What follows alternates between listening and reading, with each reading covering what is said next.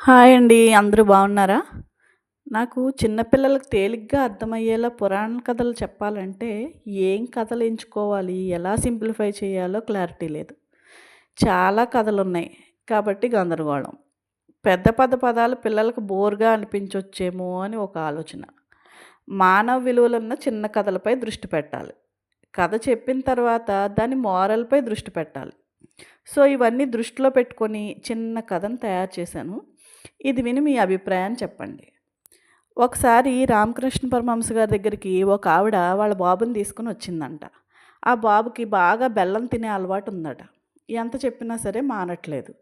So, గురువుగారి దగ్గరికొచ్చి, బాబు ఇలా బెల్లం తినేస్తున్నాడండి, ఆరోగ్యం పాడైపోద్దేమో అని చెప్పి నాకు చాలా చింతగా ఉంది. మీరే దీనికి ఏదో ఒక పరిష్కారం చెప్పండి గురువుగారు అని చెప్పి అడిగిందంట. అప్పుడు గురువుగారు అన్నారంట, అవునా అమ్మా, సరే అయితే ఈరోజు తీసుకెళ్ళి బాబుని రేపు తీసుకురా అని చెప్పారంట. తర్వాత రోజు మళ్ళీ ఆవిడ గురువుగారి దగ్గరికొచ్చింది. అప్పుడు మళ్ళీ గురువుగారు అన్నారంట, ఈరోజు కూడా కాదమ్మా, ఈ ఒక్క రోజుకి నాకు సమయం ఇవ్వు, రేపు చెప్తానని చెప్పి మళ్ళీ పంపించేశారంట. సో, తర్వాత రోజు మళ్ళీ వచ్చిందంట ఆవిడ. అప్పుడు గురువుగారు అన్నారంట బాబుతో, నాన్న, బెల్లం తినడం అనేది మంచి అలవాటు కాదు నాన్న, ఏదైనా మితంగా తినాలి. ఎక్కువగా తింటే మళ్ళీ అది ఆరోగ్య సమస్యలు తెస్తుంది. మన అవయవాలేమో సరిగ్గా పనిచేయవు, దానివల్ల మనం ఏ పని చేసుకోలేము.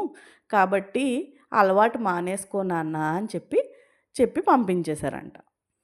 వాళ్ళు వెళ్ళిపోయిన తర్వాత ఆ శిష్యుడికి డౌట్ వచ్చిందంట. గురువుగారు, ఈ మాట మీరు మొన్నే చెప్పొచ్చు కదా, ఇన్ని రోజులు ఎందుకు టైం తీసుకున్నారు అని అడిగారంట. అప్పుడు గురువుగారు అన్నారంట, ఆ బాబుకే కాదు, నాకు కూడా బెల్లం తినే అలవాటు ఉంది. నేను ఆ అలవాటు మానుకుంటేనే ఇతరులకు చెప్పగలను. నేను చేస్తూ అది ఎదుటి వాళ్ళకి చెప్పినా దానివల్ల ఉపయోగం ఏముంటుంది. అందుకే నాకు బెల్లం తినడం అనే అలవాటు మానడానికి 2 రోజులు పట్టింది. ఆ 2 రోజులు సమయం తీసుకొని నేను మానేసిన తర్వాత ఆ అబ్బాయికి చెప్పాను.